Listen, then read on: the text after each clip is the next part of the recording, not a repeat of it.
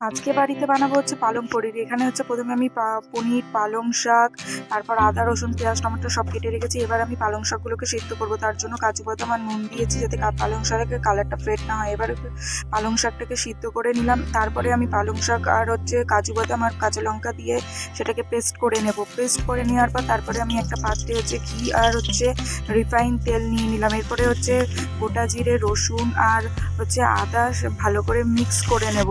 তারপরে আমি তার মধ্যে নুন, হলুদ, জিরে গুঁড়ো, ধনে গুঁড়ো সব দিয়ে সেগুলোকে ভালো করে মিক্স করে তারপরে হচ্ছে আমার ওই টমেটো দিয়ে আর তারপরে হচ্ছে ওই পেস্ট করা পালং শাকগুলোকে ঢেলে দিলাম। এবার ভালো করে মিশিয়ে নিয়ে তার মধ্যে হচ্ছে চিনি দিয়ে দেবো।